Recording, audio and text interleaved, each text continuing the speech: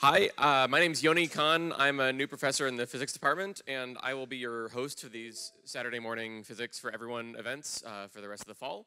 So I'm sure many of you are regulars at this series, but I'm new, so I'll just tell you what I learned about this. So this is every other Saturday for the fall.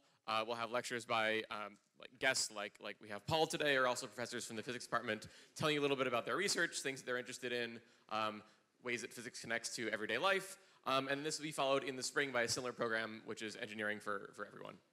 So let me just start off by introducing our speaker for today. So Paul is a local. He grew up in the area. He attended University High School in Urbana. So then he went to UC Berkeley and got his PhD in computer science. And now he works at Google VR and is also, your title is Adjunct Research Professor at the University of Southern California's Institute for Creative Technologies in LA. And so as you can see from his bio, he uses physics to do awesome things for movies. So I think everything that Paul has to say is much cooler than anything that I could say about him, so I'll just let him take it away. Awesome, great, thank you very much. Hi everybody, good morning. Hey. All right. So this is super exciting to be here at Saturday Physics for Everyone. I'm glad that everyone showed up. And pretty exciting. I've been in this very lecture room like 40 years ago, and like hanging out in the back while my dad, who's right here in the second row here, Paul T. Debevec, would teach an occasional physics class here. So now it's me up here, and I'm going to hopefully get some of the physics right that we're going to talk about, because there is some physics in here. And I was thinking, so this is our title. We're going to talk about creating photoreal digital actors for computer graphics, and this has applications in movies and some other things that I'll talk about. But I thought probably a little bit too late. An even punchier title for the talk would have been "How to Win an Academy Award Using Physics." So we'll try to get to that. Let's see here. As you just heard, I'm actually from this very place of Champaign-Urbana, Illinois, and went to University High School, not far from here. If I think back to my University High School days, two influential things that were going on for me is, one, I had a Commodore 64 computer, and I spent a lot of time trying to program this very, very rudimentary device to try to do 3D computer graphics, and I had a little bit of a success back then. But another thing is that I got to work at University High School as the photo editor for the yearbook and the newspaper. So I spent a lot of time on the third floor developing black and white negatives and printing them, and working with a small team of photographers to try to create that. And then that got me excited about photography, and then that took me on the path to doing a lot of the stuff that I do today, that's kind of merging digital imaging and computers. And then the last thing is movies. And my favorite movie back when I was in University High School was Back to the Future. Has anyone seen Back to the Future? Yes, excellent, very cool. So my favorite scene here kind of involves physics. This is at the end of the film, and now the DeLorean time machine has been outfitted with some sort of nuclear fusion device, and that makes it can fly at this point. This is actually done with model miniatures, but I love this image of it just kind of taking off on this kind of like tree-lined street, and then just flying right back at you. And at the time, I was not driving a DeLorean. My first car that I would get a few years later was actually a 1980 Chevette, handed down from my mom. But I had this desire to try to watch it fly across the screen. And this is a computer graphics model of that I made when I was back here in Champaign for the summer, working on a job that was definitely not to do this, but it had some computers. And I wanted to make this 3D model of the car, and I didn't really know how to use any 3D modeling software. I didn't have access to any. But I wanted to create this, and I had the idea that if I could take pictures of the car from different angles, I could somehow solve for the 3D shape of the car using a computer algorithm, and then paste those images onto the surface of the car to create a three-dimensional model. And so what I did is I actually got some help from my friend Ken Brownfield, also a Uni High graduate there. And we parked the car next to the university and parking structure so that we could get a picture from the front and from the side and climb up the parking structure, get a picture looking straight down. And I kind of lined these up digitally on the sides of a cube and then passed the silhouettes of these through the cube like cookie cutters to get rid of all of the extra voxels that weren't within these silhouettes. And after passing these through, since the car is kind of a boxy shape anyway, it actually revealed the shape of the car pretty closely. And then by projecting these photos onto the geometry, that actually texture mapped it with actual images of the car, including like the paint chipping off the roof and such that actually was represented somewhat faithfully. And so the result is that I had a 3D model. It was texture mapped. It was not perfect, but the car itself wasn't really perfect either. And you could fly it across the screen. And then there's one little thing here is I was a little lazy. I never bothered lining up the photo of the back of the car. I just used the photo of the front of the car as well. And so you might notice in this animation that the back of the car also has headlights. There it is, okay.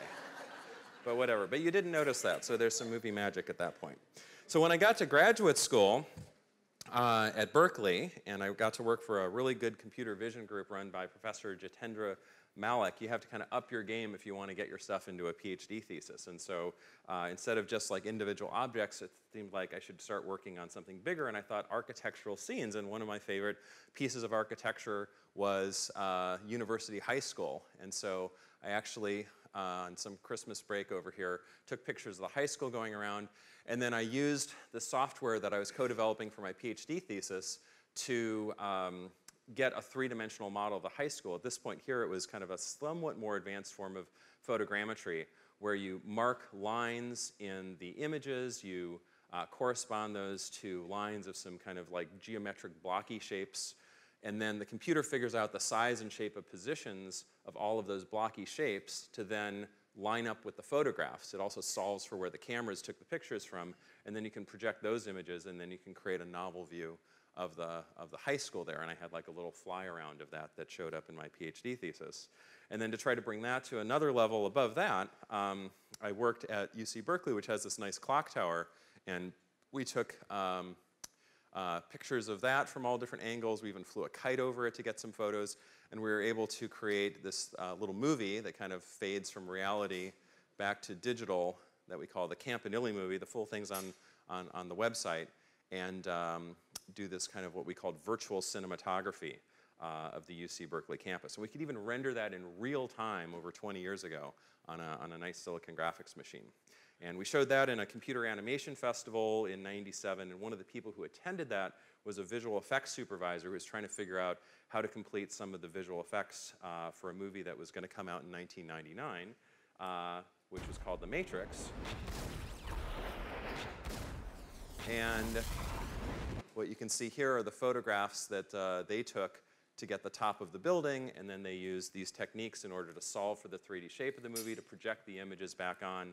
And then when you see these various bullet time shots, there's 5 of them in the film, all of the backgrounds are actually reconstructed using the techniques that we talked about that we developed at UC Berkeley. Even one of the students I worked with went over to work on the film.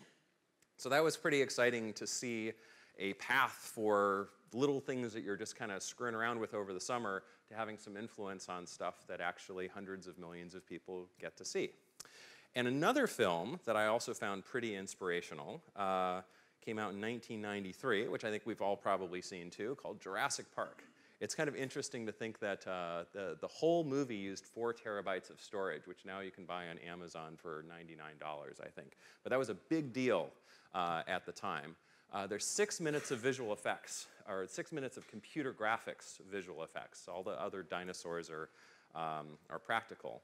But absolutely jaw-dropping work. And the thing that was the most magical to me about this movie and other successful visual effects movies that used computer graphics is that somehow these visual effects supervisors knew how to insert completely digital stuff, these dinosaurs, into a real scene and have it look like it's really there. That honestly to me looked like magic.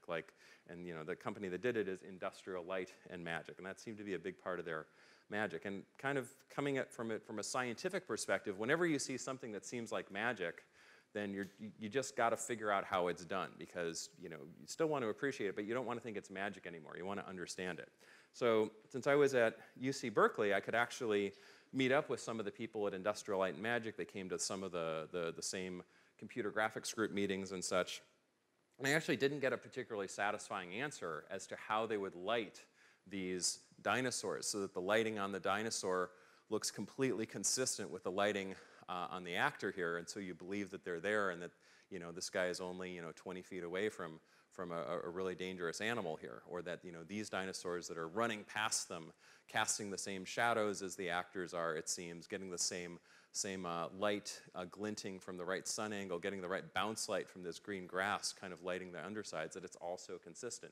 And it turns out the lighting people at Industrial Light Magic would do this largely manually. Maybe some people would write down in a little notebook where the main movie lights were, but in the end, they would just kind of move lights around in the scene and use an artistic eye to try to get it to match. And this was somewhat error-prone, and not that many people could do it, and it took a long time. And that was a little sad, because if I ever wanted to make a movie that inserted digital objects into scenes, I wouldn't have that kind of time or necessarily that sort of artistic lighting talent to get it right. I kind of wondered, is there like a technological process that we could produce that just measures the light that's there and then reproduces it on the object, so you can just automatically make it look like this visual effect is successful, and that thing was really there. And that motivated the work that I did later, which is called image-based lighting. And essentially what I found is that if you take kind of special, what are called high dynamic range images that are panoramas, and at the time I would take pictures of mirrored spheres. Nowadays there's like fun cameras you can get online that have fisheye lenses, and you can get a 360-degree photo in just one shot. But that if you basically take a photograph that looks in all directions, it's recording with all those pixel values the color and the intensity of the light that's coming from every single direction.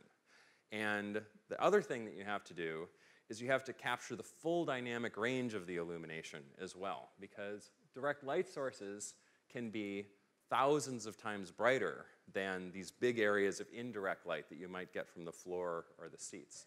And normally, a digital camera doesn't bother, or it isn't designed to capture that wide range all in one shot. So what I did at the time is I would bracket the exposures, something that I learned from my photography experiences at uni, and you take some dark photos to medium exposures to overexposed photos, and in this series of photos, you end up seeing everything that's there in the scene. You see the broad areas of indirect illumination, you see the very concentrated areas of bright direct illumination. It all gets recorded, and then using some computer graphics techniques I was learning about at UC Berkeley, I found that you could take these omnidirectional images, wrap them around your object in a computer-generated model, and then you could light the object with the light that was actually there in the scene. So instead of manually positioning digital light sources, trial and error, to try to match the illumination, you could literally photograph the light that was there in the scene, bring it into the computer, and then digitally simulate that light, lighting the objects. And what I wanted to do next is come up with some demonstrations of that for myself.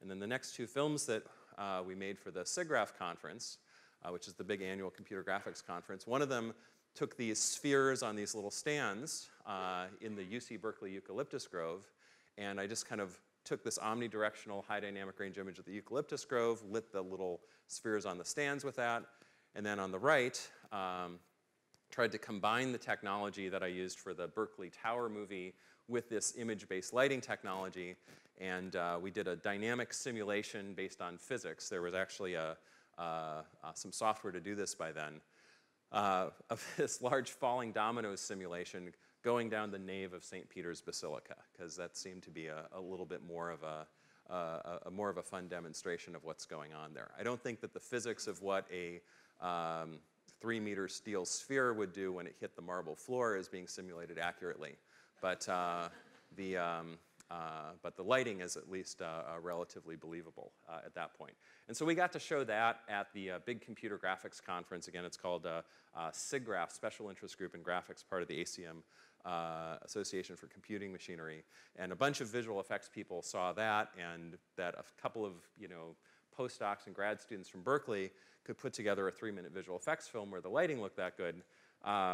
People took notice, and now that technique has become relatively standard in the field of computer graphics and visual effects. And so this is just kind of one kind of nice example here from a movie that came out a while ago called Real Steel. And it's about boxing robots.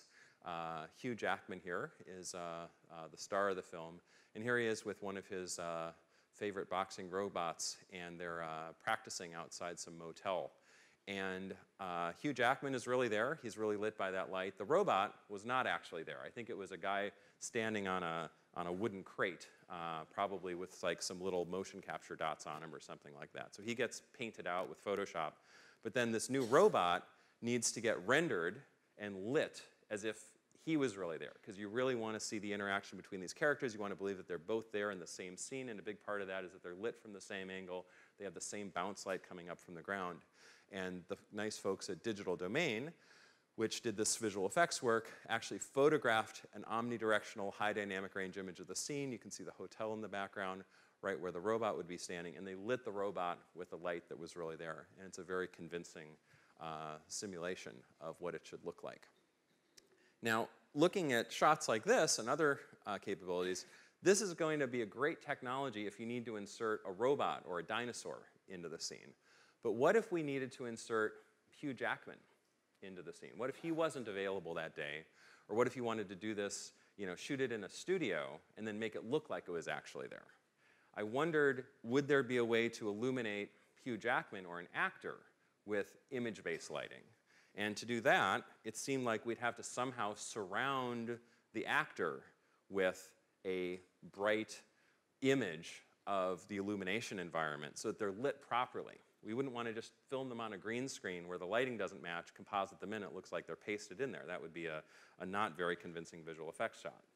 So the very first sketches that I had of that had something with some sort of egg shape with video projectors projecting the images of the environment on, which would reflect back on the actor. And I tested this a little bit with the video projector in the computer science department at Berkeley, kind of looking at how it would illuminate my face, at least from that part of the environment. And so the question was, how could we then somehow scale this to be a surrounding sphere of illumination that could light somebody in a studio exactly the right way to make it look like they're lit somewhere else, so you can put them into that kind of visual effects shot. And I realized that even if I borrowed all of the video projectors from the computer science building, I wasn't going to come up with a particularly practical way of surrounding people with an image of illumination from somewhere else, because it would get really complicated. Figuring out where the projectors should be relative to everything else so that they don't shadow each other would be hard. And getting a good contrast ratio and even just enough light from the video projectors we had 20 years ago would be kind of tough. So I had to put this idea on the shelf for a couple years. So that was '98. But when I got to the USC Institute for Creative Technologies and I had a little bit more budget to actually start getting things, a very exciting development happened, which is that this commercial product came out that had red and green and blue LEDs in it that could produce any color of light that you want from a particular point. And these things cost about $100. They were iColor MR light. And I wrote a little grant proposal to buy 156 of them so we could start lighting people with the light of somewhere else. And this is possible because of developments that were created right here at the University of Illinois. Nick Holoniak was one of the students of John Bardeen and a professor here for quite a long time, and did some of the fundamental work in creating the light-emitting diode. And so once we had the red and the green and the blue, you could create any color. And in fact, one of the physics demonstrations that we have that Erica Smith has helped bring out for us is actually a demonstration of mixing red and green and blue illumination. So let's see here if I can bring the lights down for a second. This here is a sphere. So this is kind of a slightly pinkish color, but it's not all of that.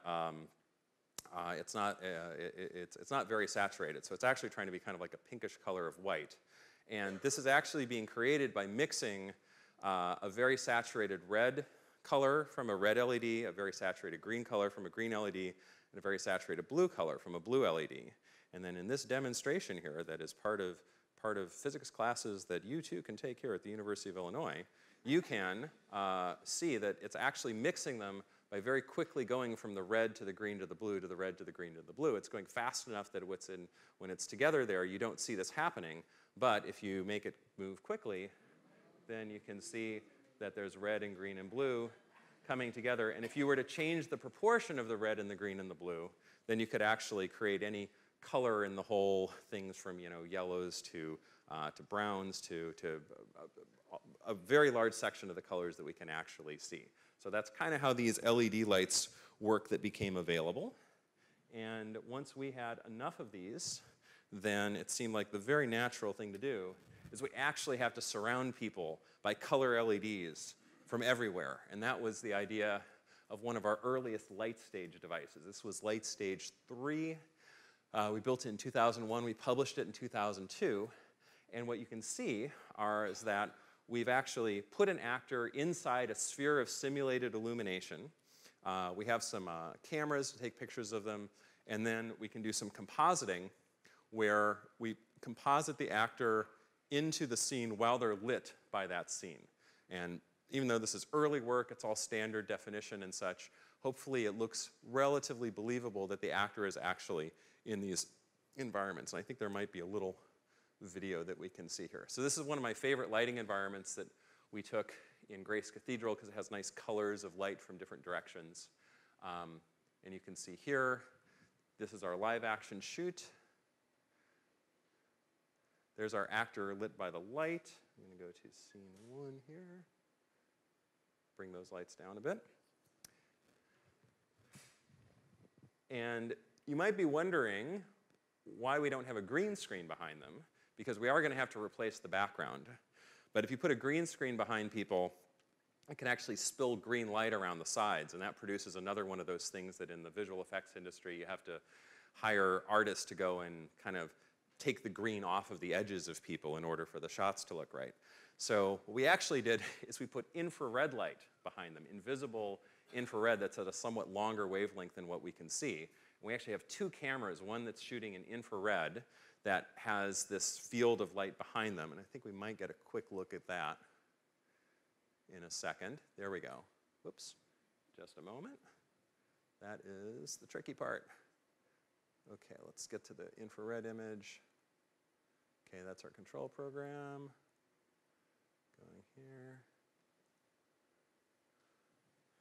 Uh-oh, I think I did too many things here for a second here. Give it just a moment. So the infrared camera is shooting the background. There's some black cloth that reflects infrared illumination. And then, all right, just a second here. I think I went back and forth too many times and I confused my computer.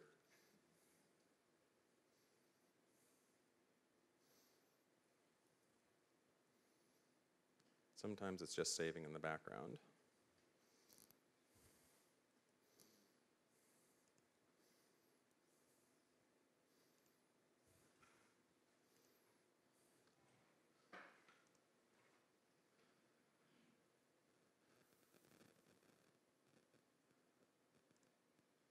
Okay, I just have to restart PowerPoint, don't worry. It's okay, I don't work for Microsoft.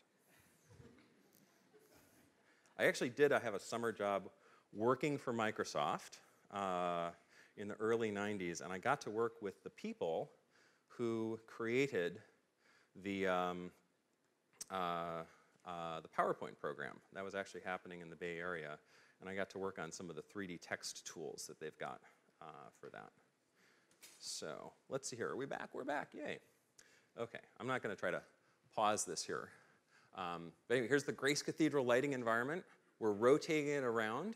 Here's our actor, a friend of the laboratory at the time. She's lit by that light.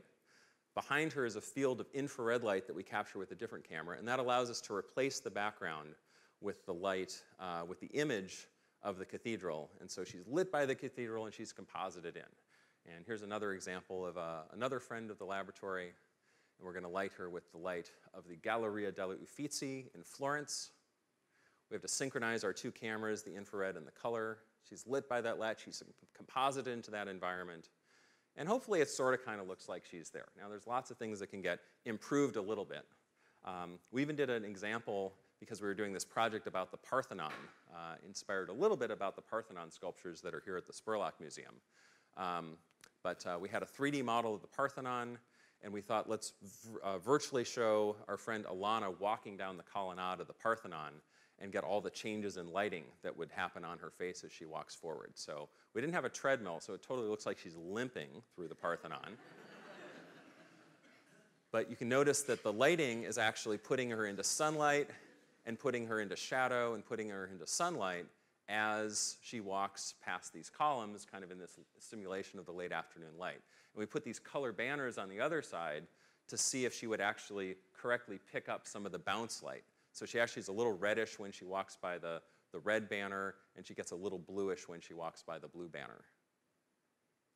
So we did this work in 2002, and this took a while before it got used in a movie in a big way. And it got used most significantly in a film that we got to work on, I think came out in 2013. Did anybody see Gravity by any chance? Excellent. I think this is a fun space movie.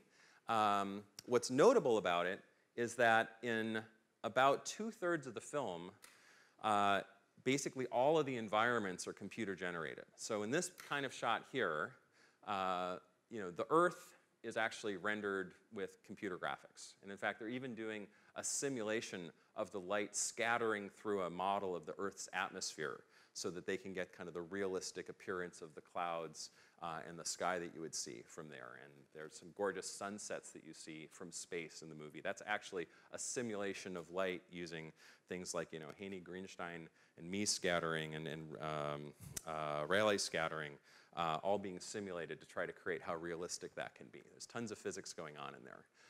The Space Telescope, they're trying to work on something kind of like a Hubble Space Telescope. That's all digitally rendered here. The spacesuits are digitally rendered. The gloves, the arms, everything that they're holding, those are actually digital computer models as well. The helmets are digitally rendered. The visors are digitally rendered. The only thing in the scene that's not digitally rendered are the faces of the actors, of George Clooney and Sandra Bullock.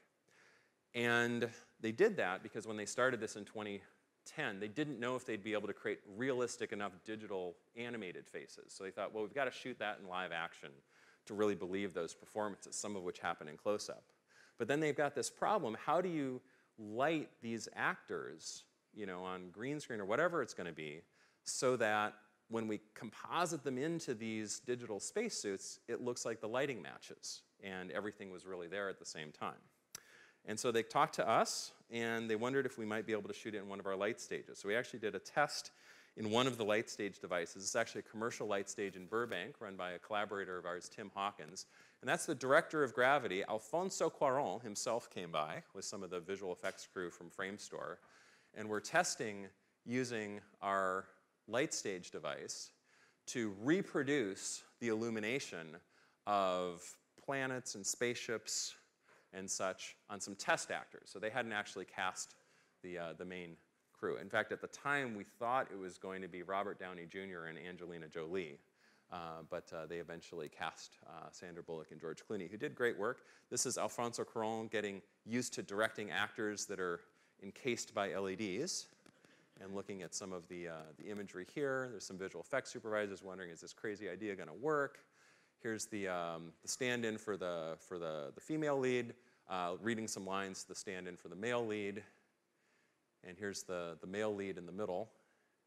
And it's a little funny here. For some reason, the visual effects producers weren't quite sure if this technique would work well on stubble, because astronauts are up there for a while. They don't necessarily shave every day. And so they thought, well, maybe we'll have to digitally simulate the whiskers afterwards, but maybe it'll just work. So they actually did this test where the guy is half shaven, if you can notice here. It's kind of stubbled there, and then he's clean shaven over there, and they thought they could figure it out. Turns out it works fine on stubble. One thing that didn't work great is the reflections in the eyes. These LEDs were too far apart, and when you get close-ups in the eyes, then the light starts to split apart, and it doesn't look natural.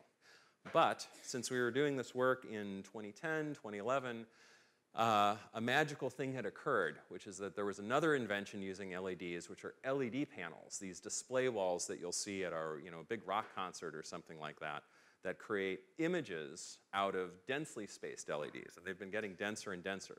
But you could actually rent these digital LED panels, and since they kind of needed to do this work in England anyway due to tax credits and such, they were able to get a ton of these LED panels, and they actually used the lighting reproduction technique to produce 2/3 of the visual effects in this movie. So this is surrounding an actor with high-resolution digital imagery. They would render out the imagery that would basically be what the environments would be for the astronauts. They would play it back on the scenes, and then that would light their faces in the right way so that if you photograph them and composite them back into the scene, everything would look realistic. And as an added benefit, these are dense enough that you can see a pretty clear image of what the actors are actually, the environment that they're in. And so they get a better sense of how to respond to the environment, how to act, like what directions to try to reach into. And so you can see they're kind of got a bit of a motion capture suit on her. All of this will get replaced with computer graphics, but they can also kind of track how she's moving. And then if they want to use how the actor originally moved her hands and her feet, then they can puppeteer the digital suit to do the same things. Sometimes they vary from that. So these are some shots from Gravity that use this technique.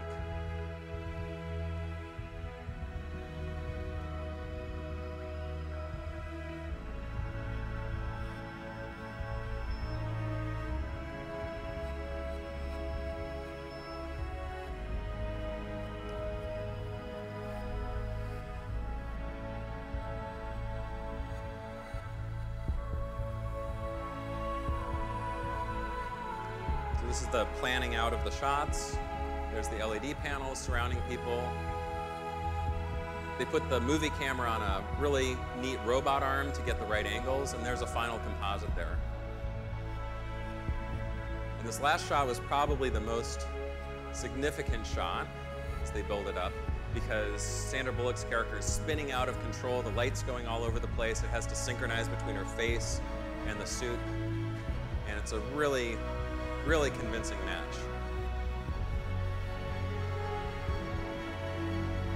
All right, I'll pause that there. So the visual effects folks actually won the Oscar for Best Visual Effects that year, and that was awesome to be able to help them out with that a little bit. It was like one of the few years that you just know as a foregone conclusion that's the movie that's going to win Best Visual Effects pretty much as soon as it comes out. And so, we watch from home and we applaud, say, very nice, everyone. We've actually continued to work in this area, and one thing that kind of bothered us a little bit is that even if you mix the light from red LEDs, green LEDs, and blue LEDs, you can arguably make just about any color of light that the human eye can see. But you can't actually mix them together to produce any spectrum of illumination that an illuminant can create. And this is important because the way that different light sources produce light, like an incandescent light or an LED light or a fluorescent light or daylight, these lights can actually look like they're the same color to us because of how our eyes sense illumination, but they can have different spectral curves behind that. And since there's different spectral curves, they can illuminate different materials to look differently. And that's why if you're under fluorescent light, you might not like the look of it as much as if you're under a nice LED light or a nice incandescent light, for example. And so we knew that red, green, and blue isn't enough because the way that LEDs work, there's actually a pretty big gap between the spectrum of a red LED that you can see here and the spectrum of a green LED here. There's all these wavelengths that aren't really covered, and then the blue LED is over here. There's kind of a gap between green and blue, too. And because of those gaps, they can kind of light people to look a little bit funny. So we actually made our latest light stages so that they have more colors of LEDs. They have amber LEDs, they have cyan LEDs, and they have white LEDs, which are actually just blue LEDs with a pale yellow phosphor on top to add in the longer wavelengths. And we found a way that if we're recording the light with a mirrored sphere, if we add these color charts that have a whole bunch of different reflective samples with different spectral reflectance curves, we can take a regular red, green, blue image of this and figure out everything that's going on that we need to about the spectrum of the illumination that's hitting that ball. So even though our camera only records a red and a green and a blue channel of the mirrored sphere, we can promote this into a spectral measurement of what's going on in between the red and the green, in between the green and the blue, across the whole spectrum, coming from everywhere. And that gives us a way to drive our light stage with all 6 channels of illumination, so we can get very close color rendition between somebody actually standing outside in kind of the late afternoon sunlight. We can record the light. We ask our subject to step out of the way so we get a background plate. And then if we drive the light stage with that illumination, we can actually light her that accurately to look like she was actually standing outside. So this image here was shot 2 hours later. She's in the light stage. We put like this kind of like dark gray cardboard behind her because we didn't want the lights distracting. And we took a second shot right afterwards where we turn the light off on her and we just light the background to get the background matte. And the result is that we can actually create a composite of her into that background where it looks pretty close to the photo of her just actually out there. And this is with no manual tweaking of color balance or brightness or anything like that. And it's pretty good. Obviously, like her hair changes a little bit because she'll run her hand through her hair or something. Here's another friend of ours who's under cloudy illumination, actually standing outside. Here she is in the light stage using the reproduction of that light, using the 6 spectral channels that we've got. And then we can actually composite her in a way that she matches pretty closely to her actually standing outside. So it turns out this technique of lighting reproduction is becoming a big part of how a lot of virtual production is happening. Movies like Star Wars Rogue One and episodes 8 and 9 coming out, they actually surround the spaceship cockpits with huge arrays of LED panels to play back the right lighting on these cockpits. First Man also, which came out this year and won the Visual Effects Academy Award. It came out last year, it won this year's Visual Effects Academy Award. Had huge LED panels that lit the X-15 and the Gemini 8 capsule and the Apollo 11 capsule that Neil Armstrong was in, to try to make it look like those are in the right environments. And I think more and more movies are going to be using this kind of technology. But, of course, we want to give people the greatest flexibility for creating films. And there's still this one thing, which is that even though all of the environments can be totally digital, all of the spaceships can be digital, the things even that people hold can be digital, none of these films have shown the people themselves being digital. We've just made it possible to take real people and then composite them in and have it still look realistic. And so that's kind of like the last thing that I wanted to talk about in the last section, which is how can we start creating digital versions of people where they themselves are computer-generated elements. And of course, we're probably going to want them to look like real people and maybe even like some of our favorite actors. So this is where we get into things that have to do with facial scanning and digitizing faces. And the techniques for digitizing faces that existed back when I was in college were really interesting and super cool. Some of them were based on laser scanning. So you'd actually have a kind of a line of laser light that would go around, and you would watch how that deformed and draped over the face as this arm went around. And you could get a 3-dimensional model of somebody's face and a texture map from cameras there. The problem with that is that the laser line, when it hits skin, it actually kind of blurs out quite a bit. So if you take a look at this image here, this is a red laser line. This is the laser line hitting paper. This is it hitting my hand. And then here's it hitting the table. And you'll notice that the laser line is a lot sharper when it hits the table or the paper than when it hits my skin. And that's because our skin is actually somewhat translucent. And when light hits it, it gets underneath and it bounces around a little bit. It actually moves around as much as a millimeter or so. And then it finally eeps back out. And that's part of what makes us look like organic living beings. But it makes us a lot harder to 3D scan and get high-resolution 3D models. One of the other ways that you could get high-resolution detail back in the day is that you can do a plaster cast of somebody's face and create a plaster version of them that doesn't have all of this subsurface scattering, that's not made out of organic, squishy, semi-translucent material like our skin is. And then you can send that in to get 3D scan with a very fine laser beam. You can take all the time you want. It's not going to get tired or fall asleep or anything. And then you can get a 3D model of somebody's face that's accurate to skin pores and fine wrinkles that way. But the problem is that the casting process kind of deforms your face a little bit. That plaster weighs a bit, so you sort of look like a gaunt version of yourself.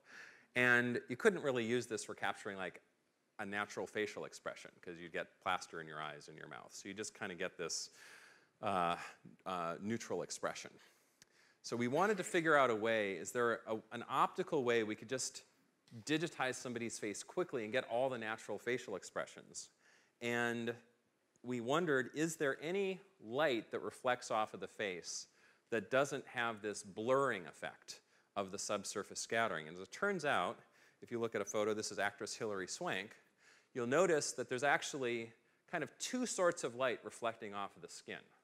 And we tend to call this the specular reflection and the subsurface reflection. And the specular reflection are the shiny highlights that you see. This is when the light reflects right off of the surface, and it doesn't refract into the skin and bounce around first.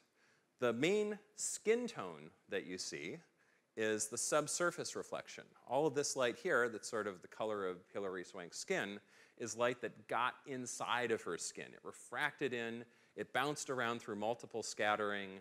It sometimes was absorbed by the various chromophores that are in there and the hemoglobin in the blood that tints it the color of her skin, makes it kind of pink and lively from the blood absorbing the shorter wavelengths.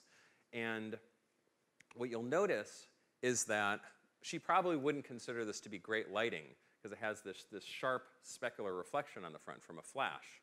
But the specular reflection shows off the skin texture and all of those skin pores and fine details that we want to digitize to make a face look realistic and like actual human skin. Whereas the subsurface scattering doesn't show off all that skin texture because that's light that's blurring underneath the surface of the skin. And kind of looking at that diagrammetrically, you know, here's skin, there's kind of like maybe a little layer of oil on top, there's kind of microstructure, and then under here is the epidermis, and that's where you get the various kinds of melanin and the blood and such that does the absorption. So this is the specular reflection that just bounces right off the surface, and then these are forms of single scattering and multiple scattering that can occur that, that blur that out. So if we're going to digitize a face, we'd love to be able to somehow optically isolate the specular and the diffuse reflections of the skin, image them independently, and eventually analyze the specular reflection so that it will give us the highest resolution detail of the face. And for this, we have another demonstration here. We're going to repurpose and slightly misuse one of the physics demonstrations here from the physics classes using polarizers and a video projector. And for this here, I could use a volunteer, and there, I think someone's hand went up here. Would you please come down here? All right. Hi there, what's your name? Dina, hi, welcome Dina. Good to have you here. A little round of applause for Dina, thank you. Okay. All right. So here we have just a regular video, I feel like I'm doing a magic trick, okay. We have a regular video projector here, and then we have two pieces of polarizer film. Please inspect that to show that it is an absolutely normal, average piece of polarizer film. Okay, good. So as we know, we've all played with polarizers at some point, I'm sure. But here's the magic. These are linear polarizers. And I can't honestly say I really understand everything about how these things work. But one thing that I do know is that there's arrows on them, and that says what direction it's polarized, right? And so if you put them together like that, everything's kind of normal and expected, right? It kind of makes it a little darker for the light going through. But when you cross them, watch what happens here. I hope everyone can see this. You cross them, and then there, it goes dark. And so the thing is that basically, if you've got light that comes through here, because the arrows are this way, it becomes vertically polarized. And if you do light this way, it becomes horizontally polarized. Vertically polarized light can't get through a horizontally oriented polarizer, and it goes dark. This is actually fundamentally how liquid crystal displays work. So most of your TVs at home actually have about 6 million pixels worth of these things that are less than a millimeter wide, and they're doing this kind of stuff in order to show you your images on television. But we're going to use it for a little bit of a different purpose, and I think we have this video camera set up right here, and hopefully we'll get that re-exposed in a moment. Yeah, I think this is going to work. So the video projector here is to provide a light source, and normally it's used for some really cool experiments here. Like, this is a piece of plastic, and it turns out the way that polarization works, the plastic, if you squeeze it, it'll rotate polarization, so that if you've crossed your polarizers down here, and you've got your thing here, see, I'm going to squeeze this, nothing happens. I cross it, and then it goes black. But now if I squeeze it while it's crossed, look at that. That's pretty cool. So that starts involving things like circular polarization, and that's like one class beyond what I actually took. But anyway, here we go. So one of the nice things is that there's a mirror in here, and when light reflects off of a mirror, it keeps its polarization. That's going to be useful. So the light's coming over here. This is still polarized. And now watch here. We're in a beam of polarized light. So the second polarizer will be able to cross it out. Now what we're going to do is we're going to ask Dina if you could sit right here. And this is going to be bright. So look at the camera, not at the light source. And you're going to be illuminated by the light here. We're going to frame this on you here. All right. And now hopefully everyone will agree that we can see two components of the light reflecting off of her skin. We can see the shine of her skin, which we call the specular component. Those are the little highlights, between her eyebrows and on the tip of her nose and such. And then we can see kind of like the other reflections off of her skin. That's her skin color. And as it turns out, since we want to photograph these, if we want to make a digital actor of her, we want to photograph the specular separately from the diffuse, from the subsurface. Since the reflection off the surface is kind of like reflecting off of a mirror, it's going to stay polarized. But the light that seeps into her skin, this is polarized light hitting her, the light that seeps in and picks up her skin color is going to bounce around so much in the skin that it's going to depolarize, and that you're not going to be, and as a result, it will have a different kind of polarization than the specular light. And so the result is that if I use a polarizer in front of the camera here, we're going to be able to do something kind of cool. So I'm going to drop this here, and we can take the specular reflection off of her skin. Look at this. I'm going to rotate the polarizer in front of the camera, and there she is with specular reflection, and there she is without. Kind of cool. So you're going to have to watch the video to see what this actually looks like here. But believe it or not, this is the thing that we ended up doing for all the latest late stage work here. And we're going to see how that's going to work. Dina, thank you very much. Thank you. Cool. All right, let's get through this last section here. So when we last left our heroes, we had inexplicably built a sphere of lights all around people. And we got excited about separating diffuse and specular reflection. And we know that it works from one light source direction. The big sort of scientific question is, could we do this from the whole sphere of light at the same time? So one fateful afternoon in the fall of 2005, I and Andy Gardner from our lab started putting polarizers on all of the lights of our light stage and a polarizer on the camera to see if we could tune out the light from every direction. And we had one of our friends, Emily O'Brien, she's an actress in the stage.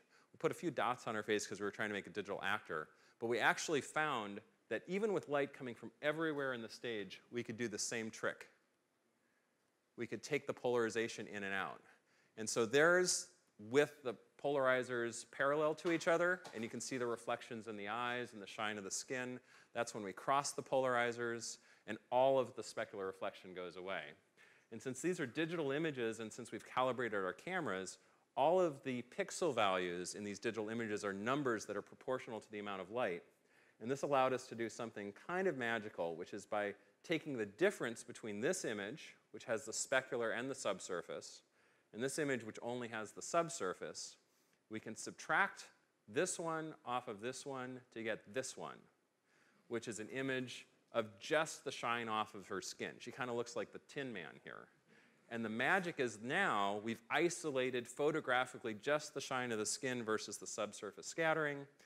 And since we've got a full sphere of light and we can control the lights, we can actually light her more from the right, more from the left, more from the front, more from the back. And with these lighting conditions, we can actually see how the light plays off of the skin, off the specular reflection of the skin, and figure out in detail what the shape of the skin is based on how the light plays off. So just look at her skin pores here on one of her cheeks as we go through these lighting conditions. You can see how it brings the shape of the skin at very high resolution into observable relief. And we can do a little bit of math on those images, and we can get a color-coded image of the shape of her skin down to the same accuracy that you could have gotten on one of those facial casts that people were digitizing before. Except now, we can shoot this quickly in a few images without slopping plaster or alginate on people's skin, and we can get high-resolution 3D models of faces in natural facial expressions. And this kind of stuff started to become interesting to the movie people because you can take a bunch of facial expressions and you can create a digital actor. This is a face that we did as a collaboration in 2008 with a facial animation company called Image Metrics that we called the Digital Emily Project. And I'll kind of fast forward to the end here, taking a little bit of risk on PowerPoint doing the right thing. But basically, from these images, we could produce a relatively realistic digital actor here. That's without the polarization skin kind of thing. That's with it. And we can get more than twice that resolution today. That's like 10 years ago. But the final result is a digital face that's this realistic. That's like the diffuse component. Here's the specular component on its own. Looks kind of crazy. And there's the underlying face model. So once we had this, even as we were doing this project, the movie companies started asking us if we could digitize actors. They sent the cast of Avatar to our lab so we could scan people like Zoe Saldana to get high-resolution models of her skin to create the character of Neytiri, which looks a little different than Zoe Saldana, but has a lot of her facial structure and her skin texture. In this image here, Zoe Saldana's character Neytiri is totally digital. What you might not notice right off the bat is that Sam Worthington's character of Jake Sully is also 100% digital in this shot. And why would he be digital? Because Neytiri leans down, kisses him. There's a lot of interaction of shadows and light and reflection between the faces. And so that all needs to be simulated somehow. And if he's digital in the same world as she is, then you can make that work. We did a digital double for Stephen Lang, who is Colonel Quaritch, the bad guy. And so in this shot here, that's real. But then in this scene here, that's a digital double of him. And his digital double even has a line of dialogue taunting Jake Sully, who's also based on scans of Sam Worthington. And that was a big deal. We even got to be, if you look through the 2,140 names in the credits of Avatar, you might even see some members of our laboratory from that. So that was 10 years ago. In the ensuing years, we've had a variety of other characters come in for facial scans for a variety of films. We had Angelina Jolie and her Pixie company come in for Maleficent, all for scans to make digital characters. We had this fellow come in for the BFG. A lot of times the scans of the actors get kind of distorted or reinterpreted to make the digital character, but they like to base these characters as much on the original actors as possible so the performance reads through. Stunt doubles are also a big use of that. So in the Jungle Book, this Mowgli kid gets carried around and thrown about by the orangutans and such, and so a digital double of him was useful for that. And then a lot of the projects, a surprising number, actually use the facial scanning to turn two people into one combined person, one version. Because you want to have a digital character and you want some aspects of this person, some aspects of this person, and you want to combine it. There was a funny comedy film called Central Intelligence with The Rock, Dwayne Johnson. He's now been scanned 4 times in the light stage for different movies. And if he comes back a 5th time, we're going to do like Saturday Night Live and give him a little jacket for the 5-timers club for that. In this film, there's a part in the beginning where they want to show him in high school being younger and awkward and quite out of shape, and just kind of like show the origins of the awesome character that he eventually becomes. And so they actually scanned Dwayne Johnson. They scanned this fellow named Sione Maraschino, who's a YouTube star who is a great dancer. And also kind of had the right physique for this particular character. We scanned both of them. We actually reinforced the chair because we knew that some people who were of size were coming. And then Weta Digital took these scans of the two people, did a ton of work, and actually created a combined kind of younger, heavier rock version for this character that was pretty successful. A film that actually we took our work pretty seriously in was the movie Furious 7, which had the tragic situation that halfway through filming this movie, one of the actors was actually killed as the passenger in a car accident. That actor was Paul Walker, who is right here. And this was a very successful and popular franchise of you know, kind of fast driving stunt movies. And it looked like at that point that there was just no way to release this film. It wouldn't even be appropriate to release this film, and that basically the series, the franchise was, you know, completely called into question. Production shut down, months went by, and then it turns out the family, Paul Walker's family, was going to be supportive of trying to finish the film using digital technology to complete Paul Walker's role for this. And the production started back up, and we actually had scanned a few actors for the film already, but we hadn't scanned Paul Walker, unfortunately. As it turns out, Paul Walker has two younger brothers, Caleb Walker and Cody Walker, and they both came in to get scanned. And as it turns out, Caleb Walker kind of looks like his older brother Paul in the upper region of the face, and Cody Walker kind of looks like his older brother Paul in the lower area of the face. So they both worked with Paul Walker's trainer. They got Paul Walker's haircut. They got the stubble, all of that. We scanned them with and without stubble. Again, they like to do that. And then we got, you know, incredible documentation of these two fellows. We sent it down to New Zealand to Peter Jackson's visual effects company, and let me show you a little bit about what they did using some of that. For 260 shots in the film, we had to complete an authentic performance that was as close as we could imagine to the performance that Paul would have given for the character of Brian O'Connor. On set, a baseline performance was created with Paul's brothers, Caleb and Cody. This gave the filmmakers the ability to direct, light and edit the feature, and also for the other actors to perform and interact with. After each setup, we recaptured the facial performance in an 8-camera photogrammetry array.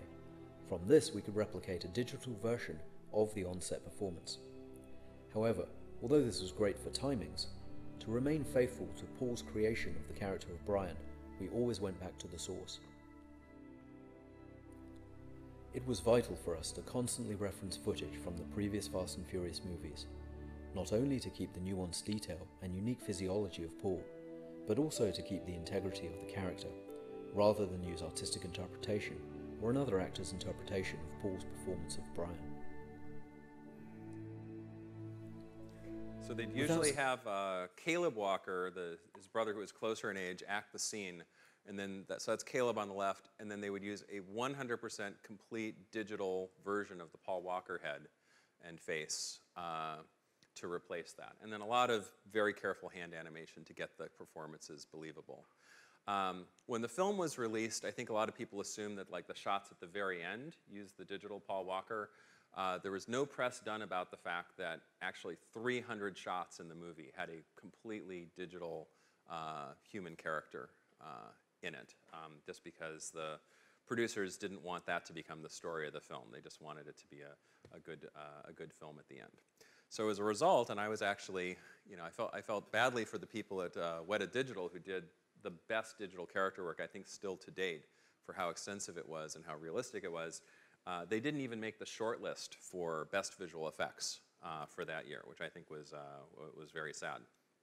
But they've gone on to other good things, and the Light Stage has gone on to other good things, and I think probably the last film I'll talk about was two more examples of scanning two people to become a third one, which was Blade Runner 2049, the kind of long-awaited sequel to the 1982 film. And we scanned these two actors here for an exciting scene where they kind of merge into one. One's a hologram, one's a real person, and then they kind of stand in the same place and they morph into each other. And because of that, they actually scan both of the actors in our lab, and then they can physically kind of morph the geometry from one to the other, so it doesn't just look like a video dissolve if you watch that sequence. And then the big exciting thing was that we heard that they wanted to bring back Sean Young's character, Rachel, from the 1982 Blade Runner, and have her be in some scenes toward the end of the film. And Sean Young is still around and available, but she's almost 60 years old now, and she can't really effectively play somebody who was 23 at the time. So the goal was to somehow for this film recreate, this very iconic digital character. And so what they did is they cast another actress named Lauren Pita, who has maybe a passing resemblance to the young Sean Young, but she has, kind of the right skin character and skin tone. She can wear the makeup, she can wear the costumes, and we scan the heck out of her. We even have a microgeometry scanning module where we can get 100th of a millimeter detail of little skin patches, and then we can use texture synthesis to up-res our entire scan to that resolution. This is one of our graduate students, Chloe Legendre, positioning her to get her microgeometry scan. And then we also scanned Sean Young herself to kind of get basic bone structure. And the amazing people over at MPC combined these two scans with a lot of effort to recreate a digital Rachel. So here's a scene, there's some making of. When you see the bone structure, it's a little creepy for a second, but it's getting on to Halloween, so that's okay.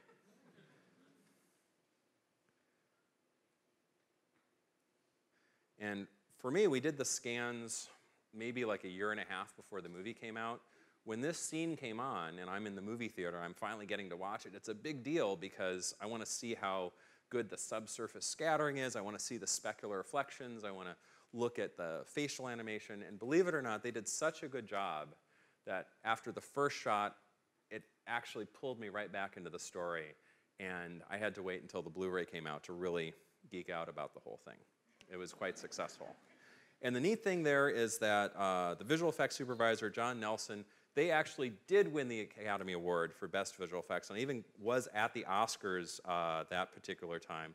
And there's this kind of neat thing, which is that if one of your friends wins an Oscar and you're at the Oscars, then, and if you had any, well, you totally can go and get a picture of them with their Oscar, which is kind of a fun thing. So there's John Nelson, and this is a fresh Oscar. This is right after the show, and so it doesn't even have the plate on it. He's going to go to the Governor's Awards afterwards, and they have a little station where they actually engrave the plates and they screw them onto your Oscar there while you're getting Wolfgang Puck kinds of stuff and things like that. So it's been really exciting to help lots of people win Oscars. Lots of visual effects movies happen over the years that have used the technology. And one of the really neat things about the Academy of Motion Picture Arts and Sciences is that it also is about the sciences too, and they give awards for science and technology as well. So this year in February, I and some of my collaborators actually got to go to the Academy Sci-Tech Awards and pick up an Academy Award ourselves for scientific and technical achievement, and they put together a neat little video together, which is kind of amusing to see, kind of a professionally produced Hollywood thing, talk about the various mouthfuls of technology that we invented. Polarized spherical gradient illumination, working with Lightstage X, is a breakthrough facial motion capture system. This technology allows us to quickly photograph all of the reflectance maps that a digital artist would need in the process of creating a realistic digital character. The technique uses a sphere, Lightstage X, which has hundreds of individually controlled lights and cameras. Our polarized gradient facial scanning process is the fastest and highest resolution way to scan a face in a light stage. The ability to instantly polarize the lights allows the cameras to quickly capture diffuse and specular maps of an actor's full face from ear to ear. When you have the photo taken under this kind of lighting conditions, it will magically turn into some sort of geometries or lighting maps that studios or artists can use to create virtual characters, which is really amazing. The specular reflection map offers greater facial detail, allowing better animation of expressions, from the wrinkles made when smiling to the blood rushing to the surface of the skin. The system provides a great opportunity for developers to obtain very accurate facial data. And the ability to create multiple lighting scenarios in Lightstage X means that characters will be more photorealistic when they're inserted back into a scene.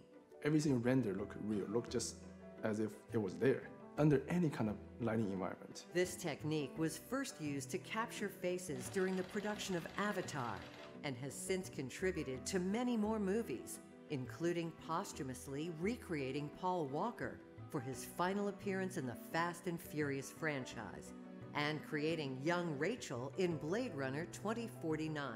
We're going to give actors the ability to look young, look old, look like they're from outer space. Lightstage is already a truly amazing work, and we are standing on the shoulder of a giant.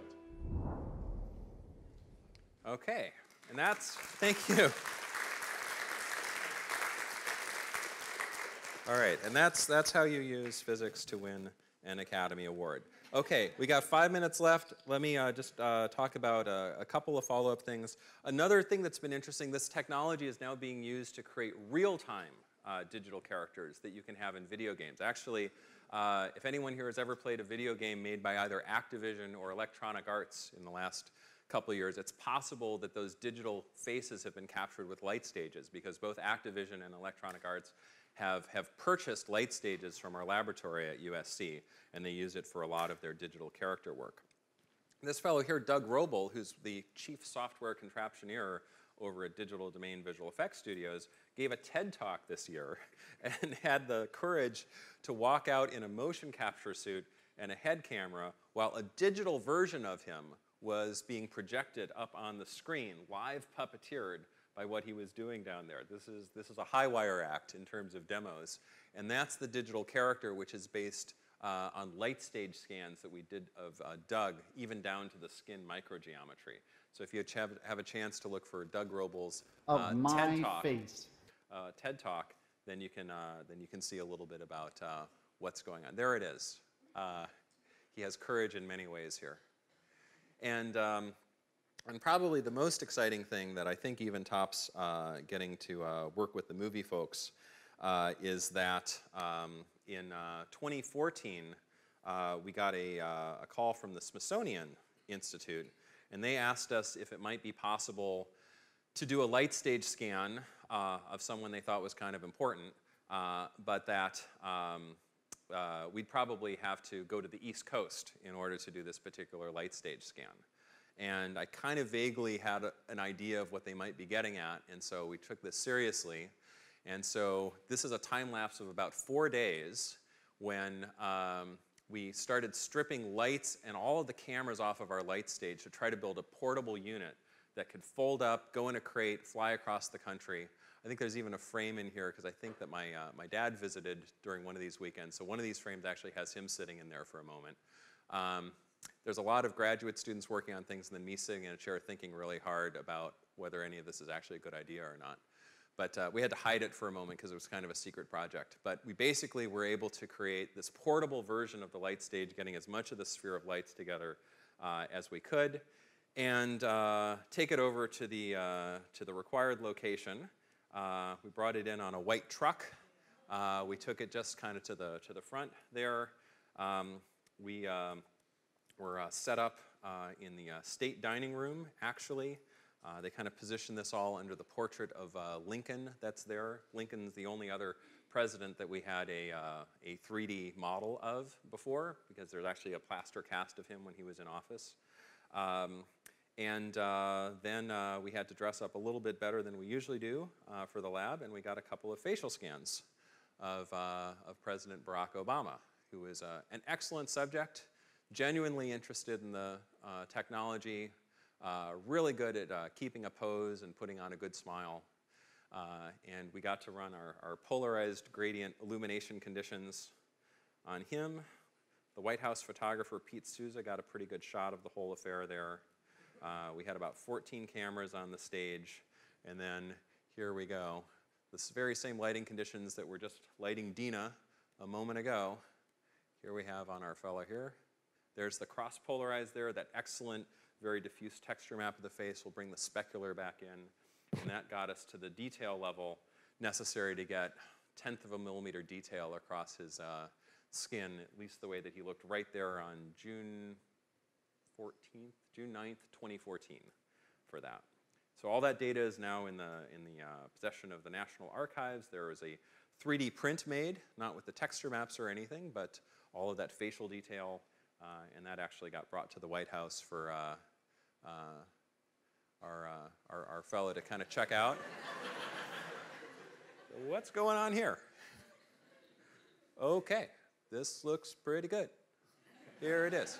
All right. So with that, I think we are at time, and I am going to go, and let's see here, I've got one last slide here.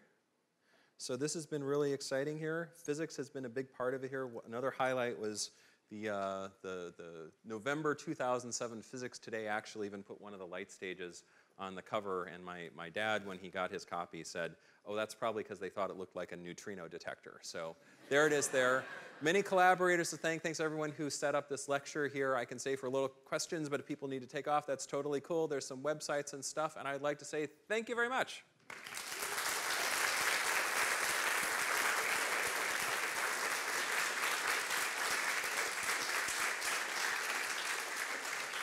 Thanks so much, Paul. That was a really amazing way to start off the year. So we'll take a couple questions. If you raise your hand, I'll call on you, and then I'll repeat the question just so the camera can hear it. Questions? Yes. So I'm wondering if this can be made into fake images of almost anything. So what do you believe when you're... So the answer is... Yeah. Okay. So oh, please.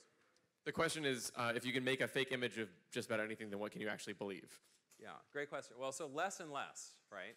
And that's one of the reasons to give a talk like this, is awareness of what's possible. And fortunately, the first places that these techniques are going to show up in is probably Hollywood movies, because that's, in the early days, it's more expensive to do anything, and Hollywood movies have the budgets to do this, and they have the need to show something people have never seen before.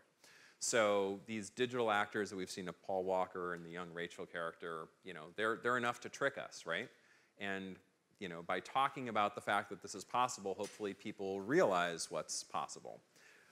In just the last couple years, there's been technology that involves deep learning and machine learning techniques that can create digital versions of faces that transform just by learning a model from tons of video footage of somebody. And it's not particularly high resolution or controllable, but you can drive it with someone else's performance. And you should absolutely look at what these things are capable of.